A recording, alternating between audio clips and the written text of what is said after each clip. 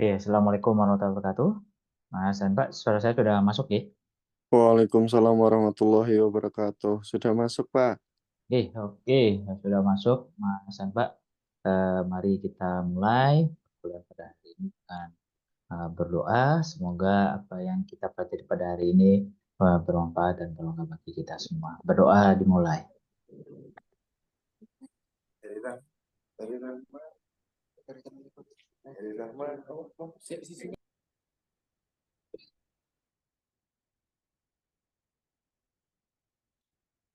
Berdoa selesai. Oke, Mas dan Mbak. Oke, untuk kesempatan kali ini kita akan mengadakan kuliah secara online ya. Karena memang sudah diamanahi minimal itu 3 pertemuan kalau bisa dilakukan secara online. Ya, tapi beberapa dosen memang ada yang memanfaatkan secara optimal 3 pertemuan itu, ada juga yang mungkin full kuliah secara offline ya. Jadi saya coba memanfaatkan pertemuan keempat ya setelah UTS atau pertemuan minggu kelima ini dengan kuliah secara online. Di mana hari ini kita akan melanjutkan apa namanya kuliah kita, materi kita berikutnya. Ya, nanti silakan Mas dan Mbak. Ya, sistemnya sama seperti kayak di kelas, ya walaupun secara online. Jika ada pertanyaan silakan bisa langsung on mic, langsung berbicara, bisa melalui chat, ya, atau di akhir perkuliahan juga boleh. Oke, monggo silakan. Jadi dipotong di tengah-tengah juga nggak ada masalah, ya. Atau mau raise hand dulu boleh juga. Jadi silakan Mas dan Mbak bisa menyesuaikan waktunya. Dan untuk kuliah di minggu ini kita akan laksanakan 2 kali, ya. Jadi bagi teman-teman yang sekarang udah hadir eh, bisa mengikuti yang sesi ini. Jika nanti ada yang lain yang tidak bisa ikut sesi ini bisa mengikuti di sesi besok di hari Rabu jam 10 juga. Oke, Mas dan Mbak, kita akan lanjut. Jadi di hari ini kita akan meneruskan penjelasan mengenai paradigma perencanaan yang diterapkan di Indonesia. Kita pertama sudah membahas tentang apa itu master planning. Nah, di mana master planning ini sebuah perencanaan yang di mana permintaan kemudian pengesahan itu dilakukan oleh raja, penguasa atau pemilik lahan. Oke, kita coba review singkat dulu. Sedangkan yang merencanakan, yang membantu adalah perencana. Jadi jika kita buat ilustrasi di tahap awal, ya di tahap yang ingin rencananya apa itu adalah raja, kemudian di tahap tengah, di bagian tengah yang mengerjakan itu adalah perencana, sedangkan di tahap akhir yang mengesahkan adalah yang menyetujui dan mengesahkan adalah pemilik lahan, raja dan pengusaha. Itu adalah master plan. Ya. Master plan ini sendiri wilayahnya sempit, Mas dan Mbak. Jadi penerapan master planning ini di Indonesia jika kita bicara kewilayahan biasanya direncanakan untuk kawasan-kawasan yang sudah khusus peruntukannya, misalnya kawasan perekonomian, kayak apa namanya di Jogja itu kawasan Malioboro itu dibuatkan master pengembangannya seperti apa, atau kalau saat ini eh, cara berpikir yang dipakai dari master plan itu diterapkan di IKN. Jadi walaupun pada akhirnya IKN itu nanti akan kombinasi antara master planning dengan comprehensive planning karena wilayahnya luas. Oke, itu untuk master plan. Nah, selanjutnya di comprehensive planning ada perencanaan yang wilayahnya jauh lebih luas, penerapannya bisa sampai level provinsi. Nah, kalau di level nasional penerapan comprehensive planning bisa, namun karena terlalu makro, terlalu general, sehingga perencanaan yang dibuat nantinya sifatnya tetap bersifat kebijakan, arahan. Jadi bersifat arahan. Nah, di comprehensive planning ini yang merencanakan, yang membuat, yang merencanakan, yang membuat, kemudian yang memilih rencana mana yang akan dilaksanakan adalah perencana. Itu cara berpikir comprehensive planning. Nah, selanjutnya kita akan masuk ke paradigma perencanaan yang ketiga yaitu strategic planning. Nah, strategic planning ini Mas dan Mbak muncul atau berkembang dikarenakan alasannya adalah perencanaan baik master plan ataupun comprehensive planning itu memiliki goals yang bisa dilihat di akhir berlakunya perencanaan itu. Ya, saya master plan itu direncanakan 5 tahun atau 10 tahun atau 4 tahun, itu maka akhir bukti hasil dari perencanaan itu akan jadi seperti apa, bentuk akhirnya akan jadi seperti apa, itu bisa terlihat setelah waktu perencanaan itu berakhir. Jadi setelah misalnya 5 tahun, ya berarti di tahun kelima, akhir tahun kelima, baru kita bisa lihat hasil dari rencana master plan. Comprehensive planning juga sama, dia berjangka waktunya 20 tahun. Jadi selama 20 tahun itu kita akan tahu apakah perencanaan itu berhasil, perencanaan itu hasil akhirnya seperti apa ya setelah 20 tahun itu berjalan. Ya. Jadi kita baru bisa melihat hasil akhirnya seperti apa. Ya. Walaupun tetap ada evaluasi, review setiap 5 tahunan untuk melihat apakah pelaksanaan pembangunan ataupun program-program pemerintah, ya, yang kegiatan-kegiatan pemerintah yang dilaksanakan dalam waktu 5 tahun itu sudah sesuai dengan RT RW. Nah, dari perencanaan yang sudah dibuat ataukah sudah menyimpang, sehingga di 5 tahun itu nantinya akan jadi penentu apakah perencanaan comprehensive planning itu perlu dilanjutkan atau perlu dilakukannya evaluasi atau perbaikan, baik perbaikan secara minor maupun secara mayor dari perencanaan yang sudah dibuat. Oke, itu comprehensive planning dan master plan. Sehingga dikarenakan butuh waktu untuk melihat hasil akhir atau dampaknya, atau terselesaikannya sebuah problem, atau berkembangnya sebuah potensi, maka dipakailah pendekatan atau perencanaan yang berikutnya yang muncul yaitu strategic planning. Nah, strategic planning ini seperti yang sudah saya bahas di pertemuan pertama, bahwa strategic planning yang meminta, jadi perencanaan itu dibuat, yang meminta itu adalah stakeholder. Stakeholder ini bisa macam-macam, Mas Namba, bisa pemerintah daerah, bisa kepala daerahnya, bisa kepala perusahaan, bisa pemilik lahan, kepala desa, dan seterusnya. Di mana strategic planning ini sudah dari awal sudah ditentukan apa yang akan direncanakan. Apakah mengatasi masalah ataukah mengembangkan sebuah potensi. Gitu ya. Jadi idenya, problemnya itu dari stakeholder, perencananya adalah perencana, dibantu dengan masyarakat, kemudian yang menentukan berhasil atau tidaknya nanti adalah kembali kepada stakeholder. Yang melaksanakan adalah stakeholder. Oke. Jadi di strategi planning ini peran perencana tidak mayor, tidak dominan, namun dapat memberikan saran dan sumbangsi sesuai dengan kemampuan dan keahlian yang dimiliki oleh perencana. Itu strategic planning. Jadi kenapa bisa muncul ya itu tadi, karena di master plan dan comprehensive planning butuh waktu untuk melihat dampak impact dari rencana yang dibuat. Bisa 5, bisa 10, ataupun 20 tahun jika kita bicara rencana tata ruang wilayah. Oke, itu strategic planning. Kita lanjut dulu, kita masuk ke tadi pengantarnya, penjelasan kenapa kok muncul strategic planning, mengapa ada strategic planning padahal sudah ada comprehensive planning dan master planning, itu tadi alasannya. Nah, kita akan masuk asal usulnya dulu. Jadi perencanaan strategik, jika dilihat dari sejarahnya, perencanaan strategik itu muncul, kemudian diterapkan dalam perencanaan kewilayahan, itu tidak serta-merta hanya karena alasan yang tadi yang saya sebutkan di awal, yaitu butuh waktu untuk melihat impact dari master plan dan comprehensive planning. Namun strategic planning ini sudah dipakai, sudah diterapkan di bidang lain selain bidang perencanaan. Ya, di bidang kewilayahan. Oke. Oke. Nah, perencanaan strategik ini dipakai pertama kali di lingkungan militer, Mas dan Mbak. Jadi kalau kita bicara militer, kalau kalian mungkin yang senang dengan hal-hal yang berbau dengan kemiliteran, jadi militer itu ketika kita bicara sebuah kegiatan, sebuah tindakan, maka harus secara cepat dipilih apa tindakan yang terbaik, bagaimana prosesnya, kemudian langsung terlihat apa hasil atau dampak. Ya, karena kalau bicara militer berarti bicara persoalan tentang pertahanan keamanan, bicara soal perang, yang dimana semakin lama keputusan itu dibuat, maka hasil terburuk yang akan didapatkan.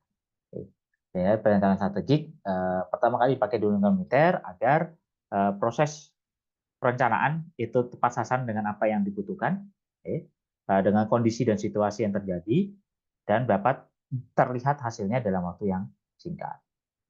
Oke. Kemudian setelah dipakai di lingkungan militer, dipakai juga di lingkungan bisnis atau perusahaan. Oke. Ya ini mungkin kalau boleh saya lebih lebarkan lagi linknya, ini termasuk juga kalau kalian di UKM ya. Itu sama apa yang kalian buat, yang kalian rencanakan per tahun itu bisa dikategorikan sebagai perencanaan strategi. Kenapa? Karena kalian akan program-program yang akan kalian buat itu berdasarkan pada kondisi yang terjadi pada saat kalian menjabat.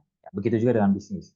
Jadi apa yang terjadi saat ini, perubahan pasar seperti apa yang terjadi saat ini, itu langsung segera dibuat perencanaan secara cepat sesuai dengan kondisi. Apakah bisa dikategorikan sebagai potensi ataukah dapat dikategorikan sebagai sebuah problem.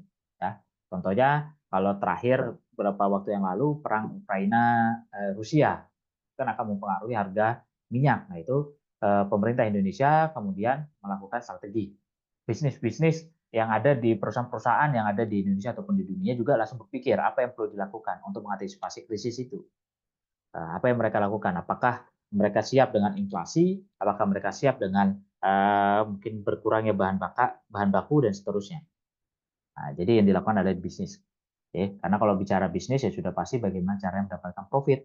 Jadi bagaimana caranya bisa beradaptasi dengan cepat. Oke, itu yang kedua. Dipakai di lingkungan bisnis. Yang pertama di lingkungan militer, kemudian dipakai di lingkungan bisnis. Selanjutnya dipakai di lingkungan pemerintah. Oke.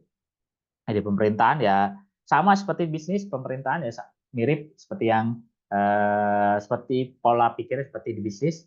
Pemerintahan itu kan anggaran per tahun, ya. Karena anggarannya per tahun, kalau pakai perencanaan komprehensif atau perencanaan master plan bagi kepala daerah atau Pemda yang sedang menjabat, ya, yang sedang menjalankan tugasnya, itu maka mereka tidak bisa langsung melihat impact dari perencanaan yang mereka sudah buat. Ya. Nah, dengan adanya strategi planning ini, maka mereka bisa mengagendakan kegiatan-kegiatan ataupun rencana-rencana sesuai dengan kondisi yang ada di tahun itu. Ya, didukung dengan tadi pendanaan yang sifatnya tahunan. Jadi ketika tahun ini, oh ternyata kita ada problem COVID, maka perencanaan yang dipakai ada perencanaan strategi. Bagaimana bisa, mungkin di tahun pertama di 2020, bagaimana bisa mengurangi laju penyebaran. Nanti tahun berikutnya, tahun 2021, 2022 bisa berubah. Yang awalnya mengurangi penyebaran, kemudian berubah menjadi bagaimana mempercepat proses adaptasi, dan yang ketiga mungkin kita sudah masuk ke dalam tahap recovery ya, 2022, 2023 sudah masuk recovery. Jadi itulah perencanaan strategik sesuai dengan kondisi di saat itu. Jadi walaupun bukan di awal tahun kejadiannya, misalnya di tengah tahun atau di akhir tahun pun kita bisa pakai. Itu perencanaan strategis. Sudah ditekan oleh pemerintah, kemudian sekarang dipakai di perencanaan ini. Jadi ada kesinambungan, Mas dan Mbak. Jadi kalau ketika kita bicara pemerintah, ya di Bapeda, di Pemda, di Pak Bupati, Pak Gubernur, Pak Wali Kota, itu pada akhirnya ketika mereka dalam pemerintah, perencanaan-perencanaan strategis itu tidak hanya bersifat kebijakan, tidak hanya bersifat mengatur tindakan manusia atau tindakan manusia dari sisi sosial maupun ekonomi, namun juga rencana-rencana mereka ambil, tindakan-tindakan mereka ambil itu akan bersifat kewilayahan. Ya. Jika contohnya misalnya bicara banjir, bicara permukiman kumuh, berbicara pengembangan wilayah, ya. Nah, pertumbuhan ekonomi. Nah, pada akhirnya tidak hanya mengatur aktivitas manusianya, tetapi juga akan mengatur wilayahnya. Agar aktivitas dan wilayah itu akan sinkron. Dengan begitu, wilayah yang sudah sesuai dengan apa yang diharuskan akan menyebabkan kegiatan yang berjalan di dalamnya akan sesuai dengan apa yang sudah dibuat. Nah, misalnya misalkan kampus 1 ini untuk fakultasnya sudah disiapkan, fakultas FKIP, FIK, geografi, hukum, dan seterusnya, maka kegiatan-kegiatan yang berjalan di kampus 1 ini sesuai dengan itu. Kampus 1 juga ada misalkan pusat UKM level universitas misalnya. Nah, jadi, maka kegiatan-kegiatan yang di dalamnya akan sesuai dengan itu. Jadi setiap tindakan, setiap proses itu, setiap tindakan, setiap kebijakan itu perlu juga, ya, jadi ada beberapa kebijakan atau tindakan perlu juga dibantu atau diperkuat dengan perencanaan yang sifatnya kewilayahan. Tuh, ini untuk kita bicara singkat secara sejarah. Oke, nah dari proses pemanfaatan ini,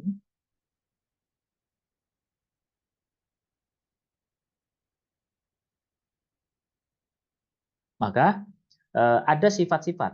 Nah, jadi ada ciri-ciri dari perencanaan strategik yang ketika dipakai di militer, dipakai di bisnis, dipakai di pemerintah, dan dipakai di perencanaan, ya itu terus terpakai, terus dipakai, terus terbawa, yaitu persaingan dan prioritas. Oke. Jadi dua kata ini menjadi salah satu ciri dari perencanaan strategik. Di mana perencanaan strategik sudah pasti berbicara prioritas, apa yang perlu didahulukan, apa yang perlu harus segera diatasi atau dikembangkan, oke, dan juga bicara persaingan. Karena ketika bicara perencanaan strategik, ketika diterapkan misalnya di militer, ya bicara bagaimana bisa mengalahkan musuh misalkan, atau bertahan dari serangan musuh. Kalau di bisnis, bagaimana bisa lebih untung dari perusahaan lawan, perusahaan pesaing. Kalau di pemerintahan, bagaimana wilayah kita dapat lebih unggul, lebih baik daripada wilayah yang lain. Oke, kewilayahan ya mendukung apa yang dilakukan oleh pemerintah. Sehingga dua kata ini menjadi dua kata yang akan menjadi logika berpikir, cara berpikir dari perencanaan strategi dalam proses penyusunan rencananya. Oke. Kemudian yang berubah, yang terus bawa persaingan prioritas, yang berubah adalah dinamika dan fleksibilitasnya. Ya, di mana ya dinamikanya di militer hanya bicara militer, perusahaan bisnis ya bisnis, pemerintah dan wilayah. Jadi proses penetapan pemakaiannya itu yang kemudian mempengaruhi bagaimana perencanaan strategik itu akan dibuat. Kemudian fleksibilitasnya juga akan berubah, ya di militer mungkin lebih kaku, di bisnis bisa lebih cair, di pemerintahan harus bisa beradaptasi dengan kebijakan-kebijakan dan aturan undang-undang. Sehingga fleksibilitasnya sama seperti di dinamika tadi, dipengaruhi, disesuaikan dengan di mana perencanaan strategik itu di apa namanya, diterapkan atau digunakan. Oke, sampai sini ada pertanyaan, monggo silakan Mas dan Mbak. Monggo Mas Said Putra. Pak, saya mau bertanya, Pak. Nah, tadi kan untuk yang komprehensif kan itu untuk jangka apa namanya tadi membutuhkan waktu yang lama kan, Pak. Nah, Ya, sedangkan untuk yang strategik ini waktunya tuh lebih sebentar dan sifat yang terbawa tadi persaingan dan prioritas. Nah, apakah untuk yang strategik ini untuk apa namanya untuk jangka yang lebih pendek, Pak, daripada yang komprehensif dan master plan, Pak? Perencanaan dalam jangka yang lebih pendek. ya. Seperti itu, Pak. Oke, benar Mas seperti itu. Tadi seperti yang saya di awal bilang, perencanaan strategik muncul dikarenakan master plan dan comprehensive planning, hasil atau impact dari rencana itu akan terlihat di akhir rencana. Ya, misalnya kamu bicara master plan ketika kamu bikin rumah sakit, ya hasil akhir dari perencanaan rumah sakit itu ya akan bisa dilihat secara utuh, secara sempurna apa dampaknya, seperti apa hasil akhir rencana itu ya setelah jangka waktu master plan itu dibuat. Misalnya master plan rumah sakit untuk jangka waktu perencanaannya, pembangunannya itu untuk selama 4 tahun. Ya berarti di tahun keempat itulah kita bisa melihat, oh rumah sakit yang dibangun itu seperti ini. Atau rumah sakit yang dibangun itu bisa dimanfaatkan setelah tahun keempat. Comprehensive planning juga sama. Ketika kamu merencanakan Kabupaten Klaten ingin menjadi lumbung padi nasional misalnya dalam comprehensive planningnya, dalam RT/RW-nya, maka ketika kita mau melihat hasil akhir apakah benar Klaten menjadi lumbung padi nasional, ya paling cepat paling lambat itu di akhir 20 tahun itu. Atau paling cepatnya bisa 10 atau 15 tahun sebelumnya. Kenapa? Karena perencanaannya itu lebih luas, perencanaannya butuh waktu untuk mewujudkan setiap rencana yang sudah tertulis atau tertuang atau tergambarkan dalam perencanaan yang dibuat. Itu komprehensif dan master plan. Nah, strategi planning ini muncul dikarenakan ada hal-hal krusial, hal-hal yang strategik, hal-hal yang spesifik yang harus segera diatasi, harus segera dapat terlihat hasilnya, terlihat dampaknya dalam waktu yang singkat. Nah, tadi saya contohkan misalnya kayak apa namanya COVID. Nah, kalau kita bicara COVID, bisa nggak pakai comprehensive planning? Kok bisa saja. Kita bisa bicara mana area karantina, mana area yang tidak boleh dimasuki, bagaimana cara bertahan hidup terkait COVID. Misalnya bagaimana menuangkan di dalam wilayah itu ada wilayah untuk olahraga, kawasan olahraga dan seterusnya, itu bisa saja. Namun COVID-nya sudah berjalan, dampaknya sudah dirasakan masyarakat, tetapi impact untuk mengatasi permasalahan COVID itu baru bisa dirasakan kapan. Makanya muncullah strategic planning untuk mengantisipasi, untuk menghadapi problem-problem yang muncul, problem-problem yang muncul dalam problem-problem yang muncul dalam waktu yang tiba-tiba yang harus segera diatasi dalam waktu yang singkat. Itu alasan satunya, sehingga perencanaan strategi ini sifatnya tahunan. Ya. Kalau di lingkungan pemerintah dalam atau perencanaan wilayah strategis itu sifatnya tahunan, selain karena butuh bentuk dampak atau perwujudan dampak dalam waktu yang cepat, juga dikarenakan pendanaan di Indonesia itu sifatnya tahunan. Jadi berjalan di tahun yang berlaku. Dana itu hanya bisa digunakan di tahun yang berlaku. Pendanaan 2024 ya hanya bisa dipakai di tahun 2024. Di 2025 ajuan yang baru atau pendanaan. Seperti itu, Mas. Terima kasih, Pak. Oke. Oke, ada yang lain? Monggo silakan.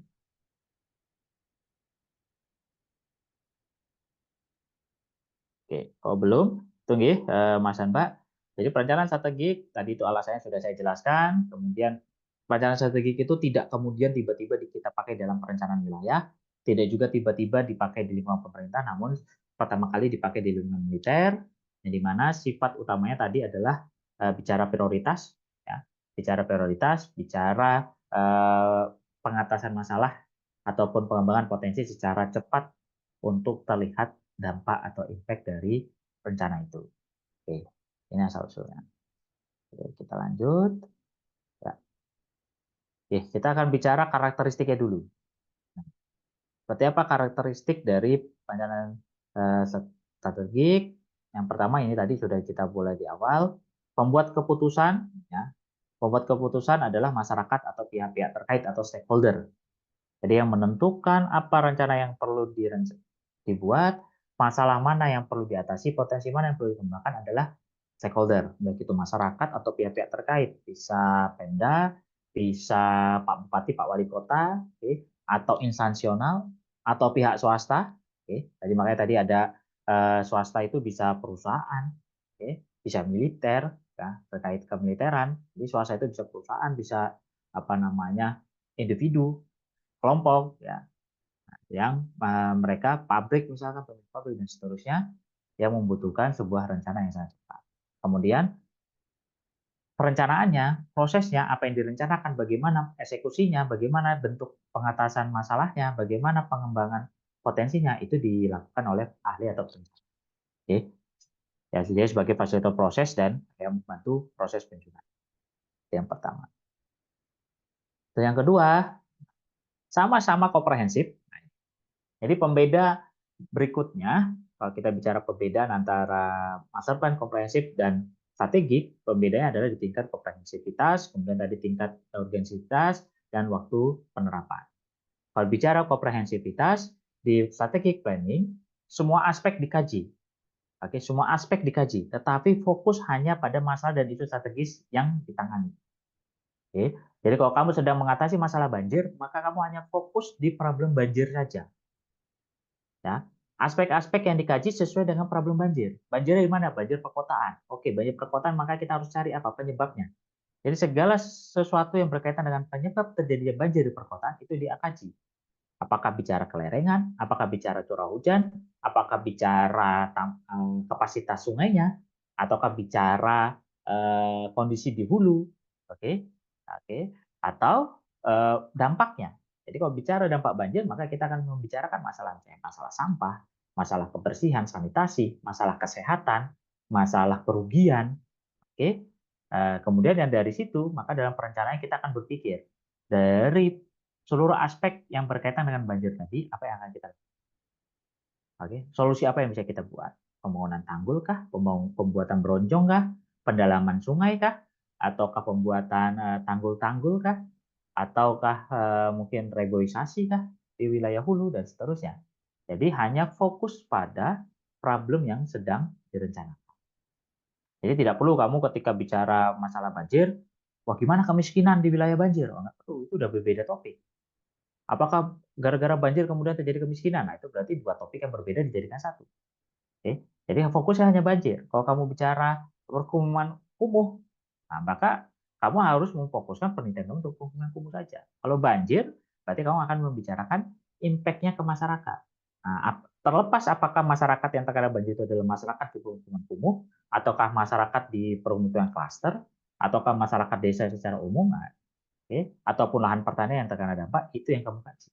Jadi fokus kamu hanya bicara dampak dari banjir, kemudian kamu akan berpikir rencana apa yang bisa kamu atasi terkait banjir. Contoh lain, misalnya problem yang kamu kaji adalah masalah kemacetan. Maka kamu akan berpikir aspek-aspek yang berkaitan dengan kemacetan. Misalnya jam kerja, yang berkaitan dengan kapasitas jalan, bicara masalah hambatan samping, bicara masalah misalnya pusat-pusat kegiatan yang ada di wilayah yang macet itu, oke? Ataukah jumlah kendaraan yang masuk, jumlah kendaraan yang keluar. Nah, jadi fokusnya ke sana. Jadi tidak kemudian kamu berpikir masalah apakah kemacetan mempengaruhi pendapatan Transmart. Enggak, kamu nggak sampai sana. Kamu tidak membicarakan masalah apa namanya? Bicara masalah apakah kemacetan itu berakibat pada perekonomian. Enggak. Tapi kalau kamu bicara kemacetan ya apa impact-nya? Berarti jam jam apa namanya? Dampaknya adalah lalu lintas menjadi terganggu. Oke, lalu lintas tidak lancar. Aktivitas masyarakat terhambat. Nah, fokusnya ke situ. Apakah kemudian aktivitas itu mengakibatkan ekonomi masyarakat terganggu? Dalam mengatasi masalah kemacetan, kita tidak sampai sana. Oke, ini yang kedua. Jadi komprehensifnya berbeda. Kalau di master plan seluruh aspek di wilayah. Jadi aspek kajiannya wilayah. Kalau komprehensif juga sama, seluruh aspek yang ada di wilayah. Oke, sedangkan komprehensif di strategi planning fokus pada aspek yang sesuai dengan problem atau potensi yang sedang ditangani atau yang sedang direncanakan. Oke, kemudian perencanaan hasil perencanaannya menyeluruh, tidak hanya fisik, ya.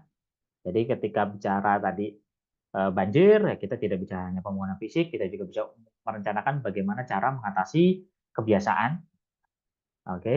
Atau kalau kemacetan tadi kita tidak hanya melebar jalan, tetapi juga kita bisa mengatur misalnya lalu lintas kebiasaan masyarakat, ya, yang biasa parkir pinggir jalan dan seterusnya, jualan yang ada di pinggir jalan bisa kita gusur dan seterusnya. Jadi berkaitan dengan kebiasaan atau aktivitas manusia yang ada di wilayah yang direncanakan atau masalah yang direncanakan.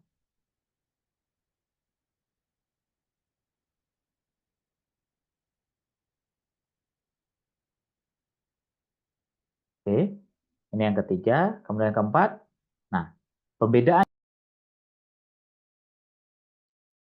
dengan comprehensive planning ada di bagian yang keempat. Salah satu perbedaan yang lain terhadap comprehensive adalah di comprehensive planning dia memperhitungkan sumber daya yang dimiliki. Oke, karena di dalam strategi planning seperti yang saya bilang tadi, problemnya sudah jelas dan yang diharapkan dari strategi planning adalah impact dari rencana itu terlihat. Bentuk pelaksanaan rencana itu terlihat. Itu strategic planning. Ya. Jadi karena sifatnya seperti itu, karakteristiknya seperti itu, yang diinginkan seperti itu, maka di dalam proses penyusunannya kita sebagai perencana harus memperhitungkan sumber daya tersebut. Oke.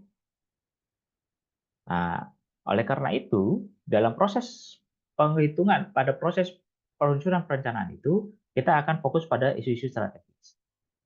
Oke, misalnya ketika kita mau mengatasi banjir, ya, gampang kita bicara banjir. Ketika kita bicara banjir, kita sudah tahu, oh ternyata banjir ini problem terbesarnya adalah dari kapasitas sungai. Oke, Kapasitas problemnya adalah bicara kapasitas. Oke, nah kapasitas sungai ini kemudian kamu bisa lihat solusinya itu ada beberapa macam. Misalnya solusinya adalah menghilangkan apa namanya bangunan-bangunan liar yang ada di pinggir-pinggir sungai. Oke, atau kamu bisa dilakukan dengan pendalaman, ya, mendalamkan dasar sungai. Oke, namun kamu harus lihat dari dua problem itu, oke, dari kondisi itu, dari bicara kapasitas sungai tadi, bisa dilaksanakan nggak? Oke, misalnya ternyata oh kita harus menggusur. Berapa banyak yang harus digusur? Berapa banyak yang harus dipindahkan? Ya, bangunan-bangunan liar yang ada di pinggir sungai yang mempengaruhi kapasitas itu berapa banyak? Kira-kira dalam waktu 1 tahun bisa mengatasi banjir nggak? Nah, dalam 1 tahun itu bisa dilaksanakan nggak? Oke, belum, tidak 100% Pak mengatasi banjir, harus continue. Tahun depan harus dilakukan lagi. Oke, kalau seperti itu dalam tahun ini bisa dilaksanakan nggak tadi? Yang dilakukan yaitu penggusuran tadi. Oh, kalau bisa, berarti itu bisa menjadi salah satu solusi, salah satu tindakan yang akan kita lakukan untuk mengatasi banjir. Atau yang kedua tadi bicara pendalaman badan sungai. Nah, kalau bicara itu kita harus lihat penggal sungai mana saja yang bisa kita dalamkan, ya, berkaitan dengan alat begonya yang bisa digunakan. Karena kalau ternyata, oh Pak, ternyata jalannya itu cuma bisa lewat motor, lah begonya mau lewat mana? Begonya itu bisa bisa mencapai badan sungai itu lewat mana? Nah, berarti kita harus lihat sumber daya. Sumber daya itu tidak hanya bicara duit, bicara masyarakat, bicara lahan yang tersedia, tetapi juga bicara pada salah satunya bisa juga bicara aksesibilitas. Oke, jadi dengan begitu, maka rencana yang sudah dibuat atau solusi yang sudah dibuat dalam rencana itu benar-benar bisa diimplementasi. Oke, jangan sampai ketika sudah dibuat solusi, kita meningkatkan kapasitas badan sungai dengan cara didalamkan atau dengan cara menggusur bangunan-bangunan liar di pinggir-pinggir sungai. Nah, ternyata itu perlu prosesnya tidak bisa eksekusi di dalam 1 tahun. Yang misalnya penggusuran itu harus mediasi dulu, ini dulu, baru bisa tereksekusi misalnya tahun depan. Nah, itu berarti tidak apa namanya tidak apa namanya perencanaan itu tidak perlu menjadi solusi untuk masalah banjir tahun ini. Itu bisa menjadi perencanaan wilayah di luar permasalahan banjir. Atau pendalaman, oh pendalaman nggak bisa lewat begonya, ya sudah berarti jangan itu. Oke. Atau bisa jadi masalah isunya problemnya adalah masalah kapasitas sungai, namun setelah dilihat secara sumber daya, kondisi yang ada di lapangan, sulit untuk melakukan pendalaman badan sungai, maka kita bisa lakukan dengan solusi-solusi yang lain. Misalnya kita lakukan dengan melakukan pembangunan tanggul. Oke. Nah, itu bisa menjadi solusi yang disesuaikan dengan sumber daya yang dimiliki. Oke. Ini karakteristik. Nah, sampai sini ada pertanyaan Mas dan Mbak? Monggo, saya persilakan.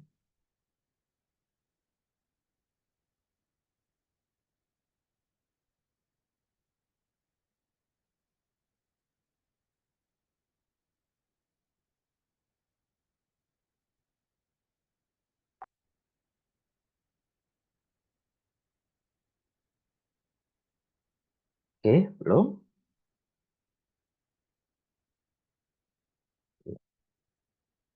Oh, belum itu. Jadi inilah karakteristiknya. Ya, ada 4 karakteristik dari strategic planning, yaitu masyarakat. Yang pertama, pembuat keputusan adalah dari masyarakat yang meminta direncanakan di dalam masyarakat, kemudian yang memutuskan rencana mana atau strategi mana yang akan dibuat adalah pihak stakeholder atau masyarakat yang terkait. Kita sebagai perencana, sebagai fasilitator yang membantu menyusun rencana atau strategi mengatasi masalah itu. Oke. Kemudian yang kedua, tingkat komprehensivitasnya komprehensif, semua aspek dikaji, tetapi terfokus pada masalah atau strategi yang sedang ditangani. Ya, jadi tidak seluruh wilayah, tidak kemudian seluruh aspek semuanya dikaji, tetapi difokuskan pada problemnya saja. Ya. Kayak problem tentang banjir, berarti seluruh aspek yang berkaitan dengan banjir. Itu yang kedua. Yang ketiga, rencananya menyeluruh, tidak hanya fisik. Ya. Misalkan ternyata Pak, ternyata hanya fisik saja Pak yang bisa dilakukan, masyarakatnya tidak perlu tidak perlu kita rencanakan. Nah, strategi tidak perlu ya, itu sudah tidak masalah. Namun biasanya perencanaannya menyeluruh, tidak hanya pembangunan fisik wilayahnya atau secara fisik wilayah. Terus yang keempat, memperhitungkan sumber daya, dikarenakan strategi planning itu apa yang direncanakan harus dibangun, harus direncanakan di tahun yang sama. Jadi tidak bisa perencanaan itu diwujudkan di tahun berikutnya. Oke, kalau memang mau diwujudkan tahun berikutnya, maka jangan direncanakan sekarang.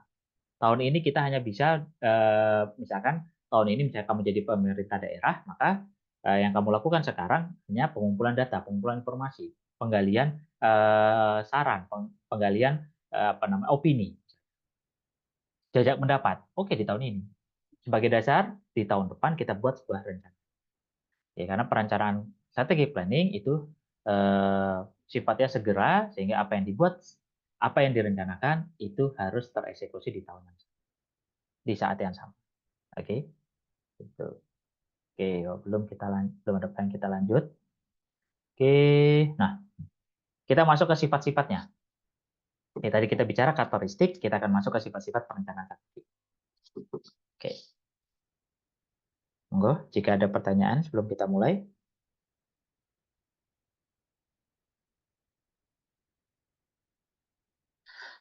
Oke, kalau belum, nah sifat perencanaan strategik yang pertama adalah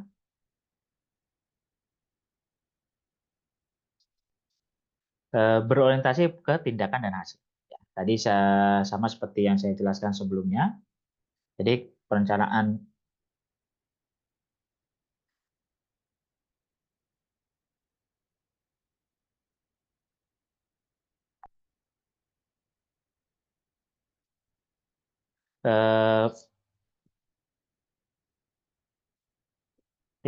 berorientasi ke tindakan dan hasil.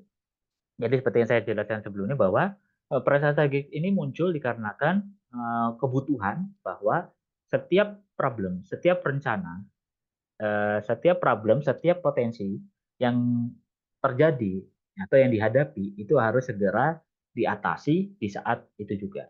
Oke. Sehingga sifat yang pertama dari perencanaan strategis adalah orientasi adalah ketindakan dan hasil. Jadi apa tindakannya? Ada problem apa, ada potensi apa tindakannya, kemudian apa hasil yang akan didapat. Ya, misalnya problemnya tadi masalah banjir, berarti tindakannya apa, kemudian nanti hasil dari perencanaan hasil tindakan itu apa. Oh, tindakan kita adalah kita buat tanggul. Ya, tanggul-tanggul di wilayah-wilayah, di desa-desa, di perumahan, ya, di pemukiman yang terkena luapan banjir air sungai itu kita bangun tanggul. Iya, itu tindakannya. Hasilnya apa? Hasilnya ketika terjadi hujan lebat, kemudian kapasitas sungai terlampaui, maka air sungai itu tidak sampai ke pemukiman warga. Nah, itu yang pertama, berorientasi kepada tindakan dan hasil. Oke, jadi ini kenapa? Karena tadi pada pengambilan keputusan, ya. Nah, daripada perencanaan komprehensif itu kewilayahannya di wilayah yang lebih luas dengan waktu yang lebih lebih lama, sedangkan komprehensif strategi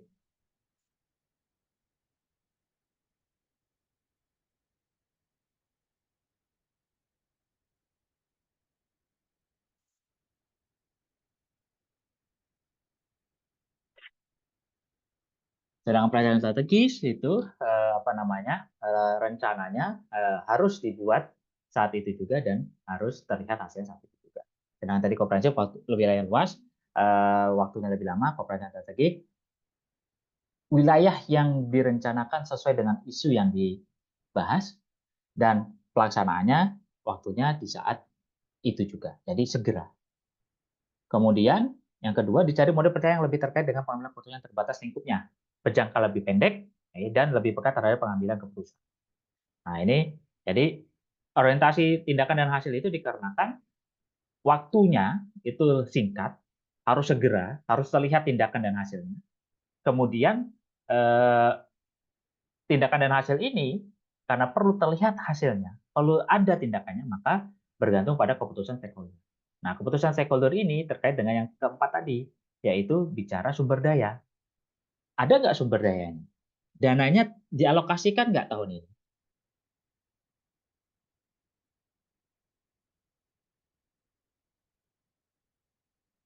Nah, jika tidak, maka perlu dipikirkan apa rencana atau strategi yang bisa dibuat. Berarti perlu diganti ya, apakah dengan rencana yang lain atau tindakan lain, oke, ya sehingga bisa dilakukan di tahun ini. Nah, itulah perencanaan strategi. Jadi kita kalian misalkan nanti masuk ke misalnya dan masuk ke pemerintahan atau masuk ke perusahaan, ketika diminta membuat sebuah perencanaan yang sifatnya urgent, maka kamu harus bisa menggunakan pendekatan perencanaan strategis, di mana sudah pasti perusahaan, bos kamu, ya, kepala dinasmu, Pak Bupatimu, Pak Wali Kotamu ketika kamu bekerja, atau bosmu ketika kamu bekerja, itu ketika diminta, Mbak, tolong dibuatkan rencana, Mas, tolong dibuatkan perencanaan, kita punya problem ini, segera ya, maka kamu harus punya pola pikir, ini saya harus menerapkan perencanaan strategis. Kenapa? Karena sifatnya urgent, segera. Oke, kalau sudah seperti itu, maka bosmu, pimpinanmu, itu ingin melihat rencanamu itu bisa diimplementasikan saat ini juga nggak? Oke. Atau bisa mereka ingin melihat dari rencanamu yang kamu buat itu, impact-nya akan terlihat segera nggak? Nah, oke, Mas dan Mbak, jadi silakan cara berpikir ini nantinya mungkin bisa kalian terapkan apabila kalian bekerja di perusahaan-perusahaan atau tempat-tempat yang memerlukan keputusan-keputusan yang secara cepat, keputusan-keputusan yang bersifat segera harus dilaksanakan saat itu juga. Oke, itu yang kedua. Yang pertama, sorry. Yang kedua adalah lebih mewadahi partisipasi. Nah, maksud partisipasi di sini adalah perencanaan strategik ini bisa diterapkan, bisa dilakukan tidak hanya oleh sektor pemerintah saja, tetapi juga sektor swasta, ya, termasuk juga masyarakat di dalamnya. Jadi stakeholder ini sangat luas. Siapa saja yang punya kepentingan. Kemudian dalam proses pelaksanaannya itu tidak kemudian implementasi itu hanya dilakukan oleh si pemberi pekerjaan atau si yang membuat stakeholder yang membutuhkan sebuah rencana, tetapi stakeholder tersebut bisa melakukan kerjasama dalam proses implementasinya. Ya, misalnya pemerintah ingin mengatasi masalah banjir atau gimana cara mengatasi genangan di Kota Solo. Kota Solo ini genangannya terlalu tinggi misalnya. Setiap hujan deras pasti langsung timbul genangan yang lama sekali surut. Maka pemerintah Solo, Pemkot Solo, sudah misalnya membuat solusi apa? Solusi adalah membuat biopori di Kota Solo, misalnya 1.000 biopori atau 100.000 biopori. Nah, pembuangan itu tidak kemudian menjadi rencana itu tidak kemudian itu menjadi tanggung jawab pemerintah Solo saja. Ya, ketika pemerintah Solo membuat solusi itu, mereka bisa melakukan kerjasama dengan pihak-pihak lain, pihak-pihak swasta, ya, atau pemerintah instansional lain, ya, yang di sekitar Pemkot Solo, di Kota Solo, untuk apa? Untuk dapat melaksanakan program atau rencana yang sudah mereka buat. Tindakan yaitu pembangunan misalnya 10.000 resapan air.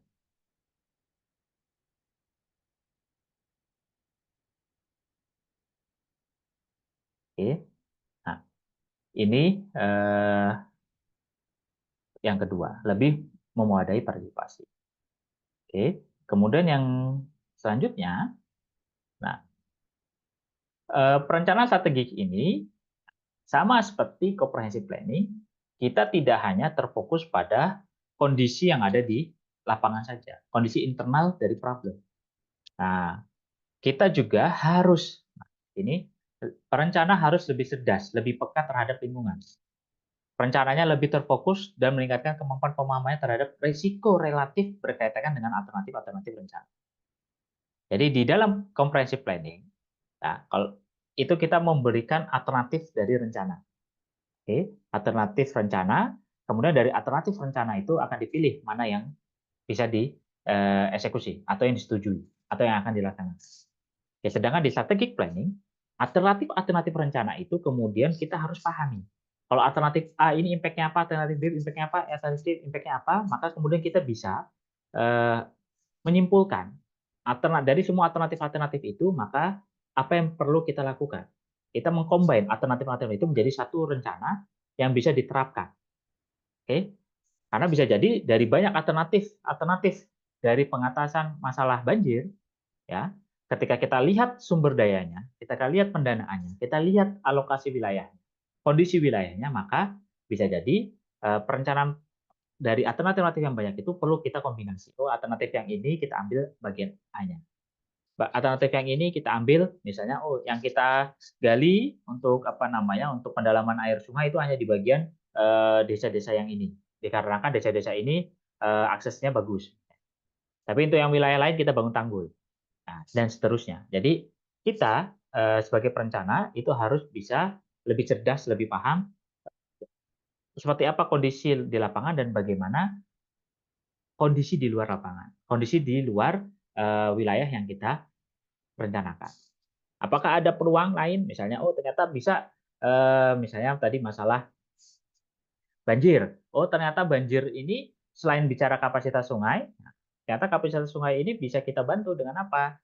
Oh kita bisa lihat, kita fokuskan, kita bisa buat rencananya, kita bisa kerjasamakan dengan misalnya tadi pembangunan biopori.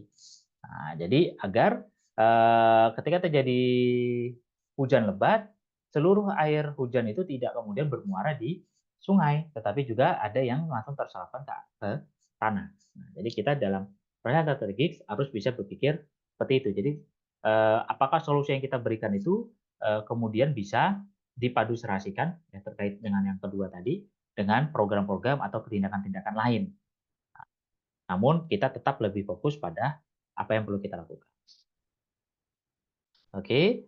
Nah, kemudian kajian lingkungan mendorong perencanaan untuk melihat di luar dirinya dalam ruang dan waktu dalam konteks kajian lingkungan sehingga mengukur kekuatan dan kelemahan yang relatif terhadap peluang dan ancaman.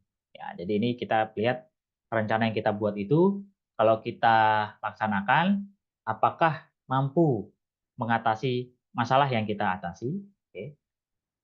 Ataukah kemudian masalah-masalah yang kita atasi itu ternyata bisa kita bantu solusinya dengan kerjasama dari pihak luar.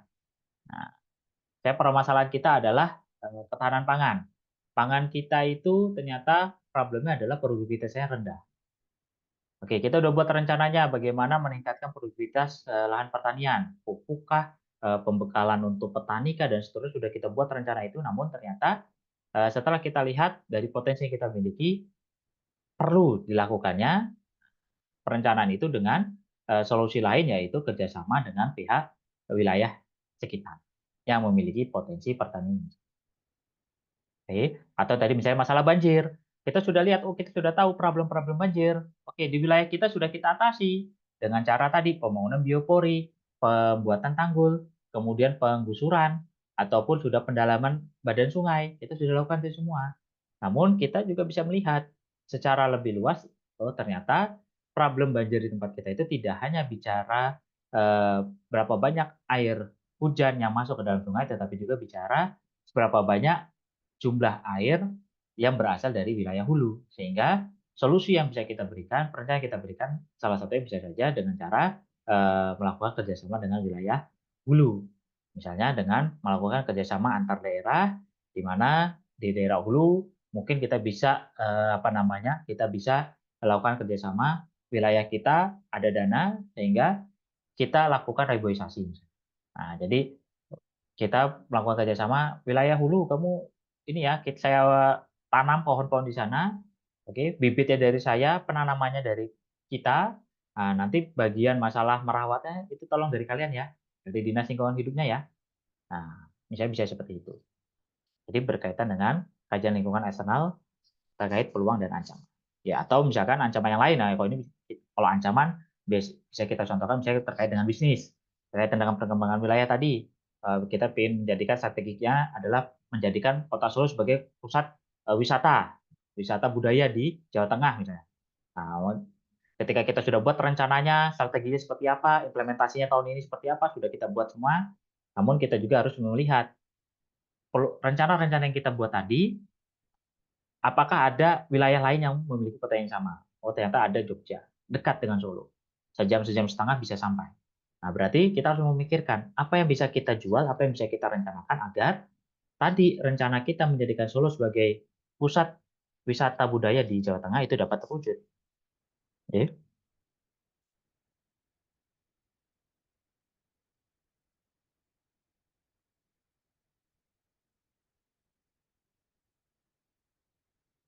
Oke, ini yang sifat yang ketiga. Ada pertanyaan sampai sini? Monggo, Mas dan Mbak.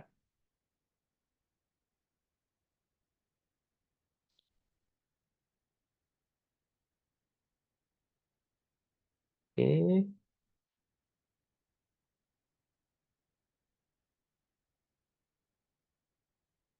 kalau belum kita lanjut.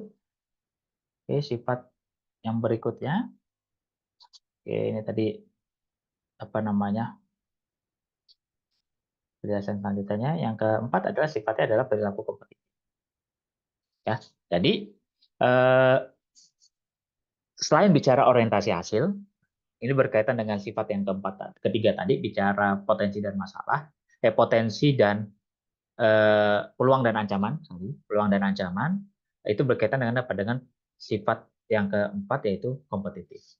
Ya, jadi dibicara strategi planning, kita juga harus berpikir bicara kompetisi antar wilayah. Tidak semua problem harus kita kaitkan dengan ini. Namun sifat ini perlu kita perhitungkan, perlu kita kita masukkan ke dalam proses perencanaan. Oke. Jadi bagaimana kita bisa mendorong ya, hasil rencana kita itu berkaitan dengan kompetisi antar wilayah. Dan juga bagaimana mendorong orang, mendorong subjek dari rencana itu, yang terkena impact dari rencana itu bisa berpikir ke arah perilaku kompetitif. Ya, misalnya kita tadi bicara Solo sebagai pusat wisata budaya di Jawa Tengah. Nah, jadi ketika rencana-rencana sudah kita buat, kita sudah bicara kompetisi dengan Jogja, nah maka kita bagaimana caranya masyarakat kota Solo sendiri nantinya akan memiliki sifat kompetisi. Jadi bagaimana mereka bisa menyukai, bisa bangga dengan wisata budaya yang ada di Solo. Nah, itu nanti akan menjadi branding bagi kota Solo yang diperkuat dengan masyarakatnya yang setuju dengan branding itu, sehingga mampu untuk mewujudkan rencana awal, yaitu menjadikan Solo sebagai pusat budaya, pusat wisata budaya di Jawa. Oke, termasuk nanti kalau kita bicara scale up lebih terakhir misalnya antar negara, bagaimana kita masyarakat ketika misalnya pemerintah, bagaimana kita membuat misalnya pemerintah ingin menjadikan batik sebagai warisan budaya nasional yang mendunia misalnya. Nah, itu bagaimana kita masyarakat lokal itu masyarakat lokal, masyarakat rakyat Indonesia itu ya, kita rakyat Indonesia itu punya pola pikir yang sama. Bagaimana mensukseskan itu? Bagaimana kita bangga dengan batik? Bagaimana kita menyukai batik dan menggunakan batik di mungkin event resmi maupun non resmi? Bagaimana kita bangga dengan itu? Bagaimana kita bisa menunjukkan ke dunia bahwa ini loh budaya Indonesia. Nah, contohnya seperti itu. Jadi perilaku kompetitif ini dituangkan dalam perencananya. Bagaimana perencanaan kita itu mampu berkompetisi dengan wilayah lain dengan melihat peluang dan ancaman, namun juga nantinya hasil rencana itu nantinya bisa mewujudkan, bisa membuat masyarakat yang menjadi subjek dari rencana itu mampu memiliki sifat kompetitif sehingga perencanaan itu dapat terwujud. Ya, balik tadi ke karakteristik perencanaan strategis itu tidak hanya bicara fisik tetapi juga menyeluruh. Berarti salah satunya bisa mengubah perilaku masyarakat atau kebiasaan. Oke, jadi dalam perencanaan strategis kompetisi dipandang tak terelakkan. Maka perencana dan masyarakat diminta untuk mengidentifikasi persaingan dan melakukan antisipasi terhadapnya dan harus menerima konsekuensi akibat mengabaikan persaingan. Ya, jadi di comprehensive planning kita juga berpikir tentang ini, namun di perencanaan strategis ini perlu dilakukan dikarenakan hasil dari rencana itu harus terlihat saat itu juga. Oke, kalau kita bicara perencanaan ekonomi, maka perencanaan ekonomi kreatif misalkan, itu sudah dibuat di awal tahun, dilaksanakan di pertengahan tahun, maka di akhir tahun itu harus terlihat impact-nya. Jangan sampai ketika kamu membuat perencanaan ekonomi kreatif, rencananya sudah bagus, ya, kamu dari pemerintah sudah bagus, tetapi masyarakatnya tidak tergerak untuk mewujudkan apa yang sudah direncanakan itu. Masyarakatnya apatis. Nah, itu yang perlu kamu pikirkan. Jadi perencanaan strategis juga harus memikirkan bagaimana implementasi atau hasilnya. Jangan sampai hanya cuma bicara hanya dibangun tokonya, hanya dibangun pabriknya, tetapi secara penjualan sales-nya masih di bawah target atau jauh di bawah yang diinginkan. Nah, ini yang keempat, yaitu perilaku kompetitif. Sehingga kita perlu memikirkan kondisi ini dan siap menerima jika kita mengabaikan. Oke? Jadi perencanaan strategis, kalian sendiri boleh Pak, saya bikin pernyataan strategis untuk diri saya, boleh. Kamu bisa boleh mau memikirkan itu. Ya, misalkan apa? Oh ternyata saat ini di dunia itu Pak, misalnya geografi di dunia itu sudah mulai berbicara kepada diterapkan menguasai tidak hanya apa namanya skill pengolahan data secara manual, tetapi juga secara otomatis menggunakan GEE misalnya. Nah, berarti kamu sendiri harus berpikir, oh apa yang perlu saya lakukan? Atau misalnya ketika kamu tahu, oh ternyata saya di angkatan saya ini kurikulumnya kemarin belum dapat kurikulum yang baru. Oke. Alat-alatnya belum alat-alat yang terbaru. Ya, misalnya alat-alat yang ada sekarang geodetik, drone itu kemarin belum ada praktikumnya, sekarang udah ada praktikumnya. Di praktikum sudah dipakai. Adik-adik tingkat saya sudah pakai itu. Lah angkatan saya belum dapat nih, misalnya. Nah, maka kalian harus siap, itu ada suatu persaingan. Nah, kamu harus membuat perencanaan strategis. Makanya saya pernah ngomong ke beberapa angkatan, kalau kalian merasa butuh persaingan, itu buatlah surat yang ditujukan kepada WD1 yang menunjukkan atau ke saya ke laboran bahwa angkatan berapa ingin diminta diadakannya pelatihan. Nah, oke, kenapa? Sebagai bentuk antisipasi kalian. Karena ketika ada tingkat kalian lebih mampu dalam tanda kutip menguasai peralatan-peralatan lapangan, maka kalian harus bisa menyainginya. Pak, saya nggak mau Pak, biarin aja mereka tukang ngedrone, mereka tukang ukur lapangan, saya maunya jadi bos, saya nggak mau di lapangan, saya nggak mau panas-panasan. Oke, kalau memang kamu punya cara berpikir seperti itu untuk menghadapi persaingan, maka kamu harus menguasai sekali apa yang harus dilakukan di studio, di tempat yang ber-AC. Apakah kamu sudah menguasai pengolahan data? Citra digitalnya sudah siap belum? Kemampuan kamu dalam menginterpretasi sudah siap belum? Kemampuan kamu dalam menerjemahkan makna hasil interpretasi apa bisa-bisa belum?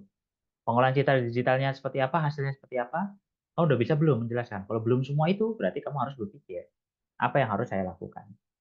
Oke, ini sifat-sifat dari perencanaan strategis. Oke. Sampai sini ada pertanyaan, Mas dan Mbak? Saya persilakan.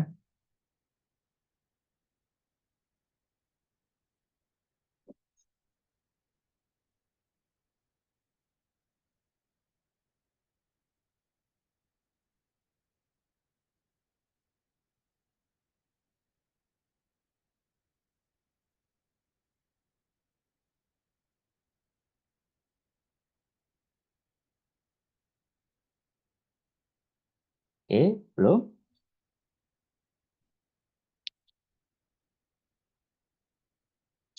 Oke. Kalau belum kita lanjut. Bagaimana prosesnya? Nah, kita akan bicara tahapannya. Perencanaan strategi itu dimulai dengan 3 hal ini. Jadi ada pemberian mandat atau pemberian tugas kepada kita perencana untuk mengerjakan sebuah perencanaan tertentu dari stakeholder. Oke, terus yang kedua ada kesepakatan awal.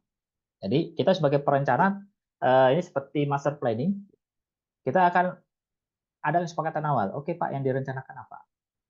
Oke, berkaitan dengan bisa jadi berkaitan dengan isi rencana yang akan kita buat, lingkup rencana yang akan kita buat, kemudian juga bisa berkaitan dengan waktu, akan bicara anggaran, kita bisa akan di awal kita harus clearkan itu semua. Oh, berapa banyak Pak waktunya? Waktunya berapa lama? Oh, durasinya 8 bulan ya Mas. Oke, 8 bulan. Timeline-nya seperti apa? Adakah laporan laporan hasil sementaranya? Adakah diskusi dengan pihak Bapak? Berapa kali dalam 8 bulan itu? Oke. Adakah paparan presentasi akhir terkait rencana dan seterusnya? Kapan mulai implementasi misalkan? 8 bulan Mas, tapi nanti di bulan saya ingin implementasinya udah 50%. Jadi tidak hanya bentuknya rencana. Oke. Itu modul di kesepakatan awal. Oke, kemudian kita harus juga memikirkan atau mungkin berdiskusi untuk menentukan nilai-nilai atau misi apa yang perlu kita masukkan atau kita pertimbangkan dalam penyusunan perencanaan strategis itu.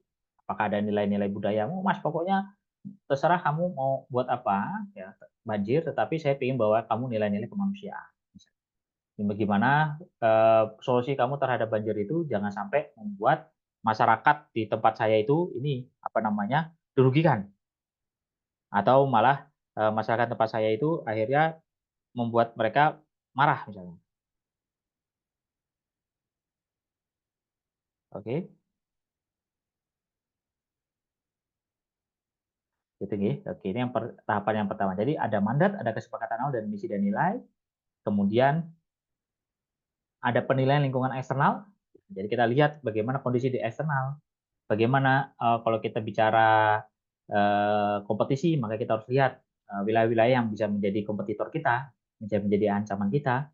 Oke. Kemudian internal juga perlu kita lihat, perhatikan aspek-aspeknya.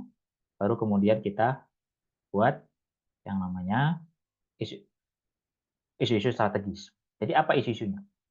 Oke, problem tentang banjir, isu-isunya apa? Oh, ternyata masalah pendangkalan, masalah banjir kirim, masalah kapasitas sungai, masalah misalnya perilaku masyarakat sekitar yang buang sampah sekarang. Nah, itu isu-isu itu muncul.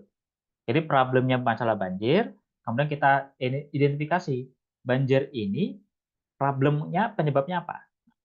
Penyebab-penyebab itu akan menjadi akan menjadi isu-isu strategis. Tadi masalah kapasitas, masalah banjir kiriman, masalah kebiasaan masyarakat, oke? Atau dari pihak eksternal kita lihat, oh ternyata eh, lahan terbangun di Kota Solo, misalkan, kalau kita bicaranya banjir di Kota Solo itu sangat tinggi. Nah, sehingga itu menjadi isu strategis. Jadi lahan terbangun mendominasi misalnya. Oke. Nah, dari isu-isu strategis itu kemudian kita buat strategi-strategi untuk mengatasi masalah masalah banjir kiriman apa strategi kita. Untuk mengatasi masalah kebiasaan masyarakat itu apa? Masalah kapasitas sungai itu apa? Masalah tadi lahan terbangun yang sangat tinggi itu apa? Kita buat strategi-strategi untuk mengakomodir isu-isu itu. Kemudian dari strategi itu kita buat visi, kemudian kita lanjutkan dengan tindakan. Apa bentuk tindakannya? Oke, strateginya adalah meningkatkan kapasitas sungai. Maka tindakannya apa? Oh, tindakannya adalah dengan dengan mendalamkan kapasitas sungai, mendalamkan badan sungai. Nah, nanti di situ dari tindakan itu juga muncul di mana saja tindakan itu. Apakah di semua ruas sungai, semua wilayah yang terkena banjir atau hanya sebagian. Nah, kemudian diakhiri dengan hasil. Apa hasilnya? Oke. Jadi di sini isu-isu strategis ini kita harus bergerak cepat untuk melihat apa strategi yang bisa dilakukan, kemudian apa saja tindakan yang bisa dilaksanakan, maka kemudian kita akan lihat apa hasilnya. Jadi pelaksanaannya segera. Itulah perencanaan strategis.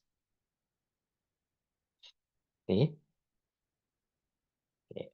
Ya, nanti hasilnya akan dievaluasi misalnya di tahun depan perlu dilaksanakan lagi, perlu dilanjutkan kegiatan itu bisa dibalik kembali ke awal untuk melihat seperti apa proses-proses yang sudah berjalan, seperti apa kondisi lingkungan yang berubah setelah pelaksanaan itu dan seterusnya.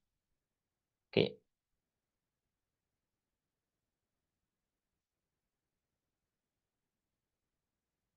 Oke, itu Mas dan Mbak terkait materi kita hari ini. Ada pertanyaan? Monggo saya persilakan.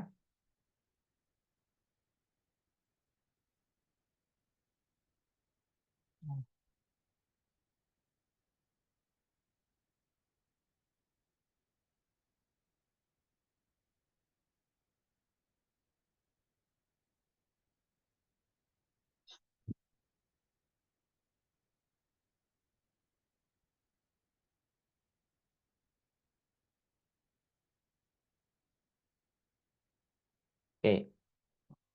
Oh, belum. Itu untuk materinya. Oke. Tidak ada. Oke.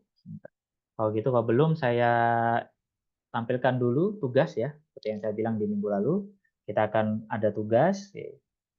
Jadi untuk membantu saya apabila ternyata nilai kalian banyak yang rendah, oke, dia akan ada tugas yang akan membantu saya untuk meningkatkan atau membantu nilai kalian. Oke, oke,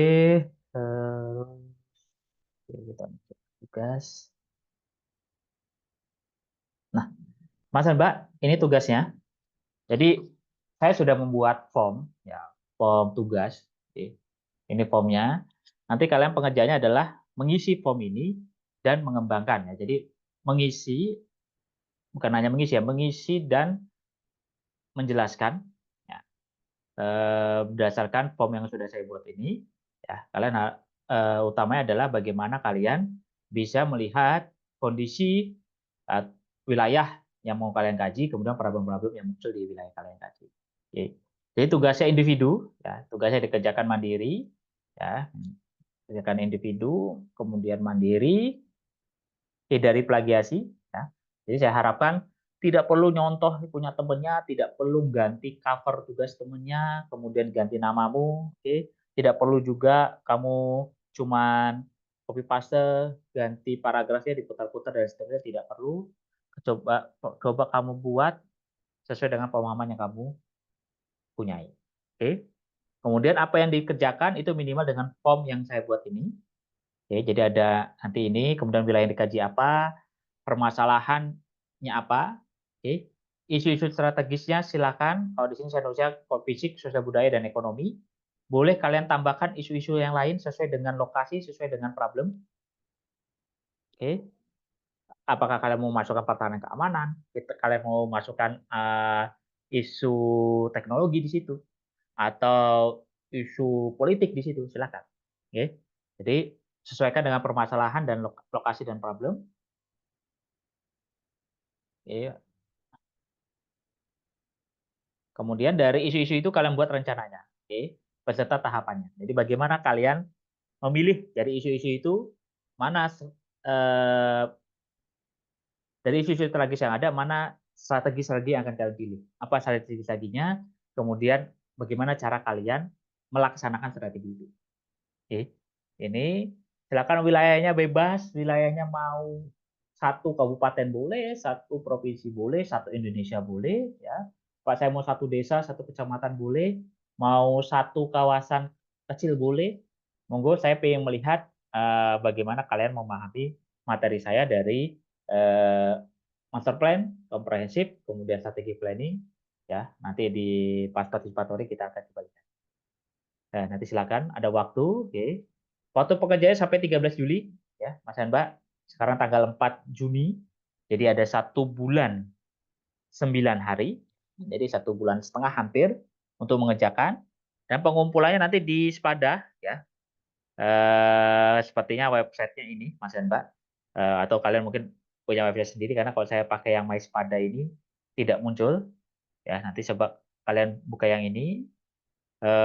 Di sana belum ada isian tugas yang kumpulkan di mana, oke. Tetapi nanti di sana akan muncul apa namanya, sudah muncul mengenai deskripsi mata kuliah. Nanti akan saya lengkapi dengan beberapa data-data terkait perkuliahan kuliah. Oke, itu ada pertanyaan terkait tugas ataupun materi tadi, Mas dan Mbak. Saya persilakan.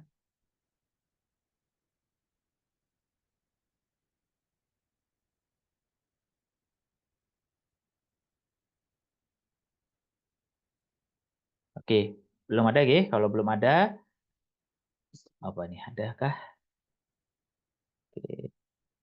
Bentuknya bebas, silakan mau PDF atau Word boleh. Yang penting nanti bentuknya rapih ya. Kalau untuk ini, ya untuk apa tugas bentuknya rapih, spasinya segala macam.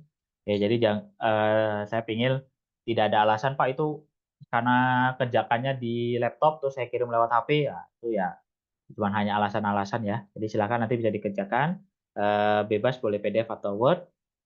Ingat waktunya, ingat nanti lokasi pengirimannya di Spada. Oke, itu yang perlu kalian ini kan. Oke, ada pertanyaan lagi? Saya persilakan, Mas dan Mbak. Pak, saya mau bertanya, Pak. Monggo, silakan, Mas. Eh, itu kan kita membuat perencanaan kan ya, Pak? Ya, Nah, misalkan kalau membuat perencanaannya itu apa namanya hingga melanggar, ya nggak boleh sih, tapi melanggar kayak hak-hak manusia yang lain kayak gitu boleh nggak, Pak? Dan kita silakan menggunakan penelitian ini, kita Mas. sendiri gitu. Boleh, silakan, boleh-boleh saja. Jadi eh, ini perencanaan ini kan karena kita masih di kuliah, silakan buat Mm. sesuai dengan idealisme yang kamu punya, kemudian dengan pengetahuan yang kamu punya. Jika kamu tidak perlu, kamu boleh mempertimbangkan permasalahan, misalnya adat istiadat yang berlaku, kamu boleh mempertimbangkan di situ masalah kebijakan yang sudah berjalan, atau boleh kamu mempertimbangkan terkait politik ataupun pembangunan yang sudah berjalan, aturan-aturan yang sudah berjalan, silakan boleh. Kamu tidak mempertimbangkan itu tidak ada masalah. Pak, saya hanya ingin mengkaji berdasarkan secara ilmiah, secara teoritis seperti ini, Pak. Boleh, silakan. Oke. Jadi boleh saja kamu menggunakan berbagai macam itu tadi, ya, apa namanya, berbagai macam cara berpikir tadi yang sesuai dengan apa yang ingin kamu lakukan. Itu nih, Mas. Jadi jadi misalnya kita mengindahkan hukum-hukum yang berlaku di Indonesia maupun di wilayah tersebut nggak apa kan, Pak? Nggak masalah, ya. Berarti kamu kan pengen melihat secara teori aja kan, secara ilmiah seperti ini loh yang benar, nggak masalah. Oke, Pak. Oke. Ya. Itu kemudian ini untuk presensi hari ini silakan bisa diisi. Nanti akan saya tutup ya paling lambat nanti di 11.30 ya, itu paling lama 11.30. Oke, itu Mas Herba. Jika tidak ada pertanyaan, kita akan ketemu lagi minggu depan. Insya Allah secara offline nanti kita akan lihat ya ternyata ada kegiatan yang lain bisa jadi online nanti. Oke, itu saja dari saya. Terima kasih sekali lagi atas kehadirannya. Mari kita tutup dengan membaca hamdalah. Alhamdulillahirobbilalamin. Alhamdulillahirobbilalamin. Saya akhiri. Assalamualaikum warahmatullahi wabarakatuh. Waalaikumsalam.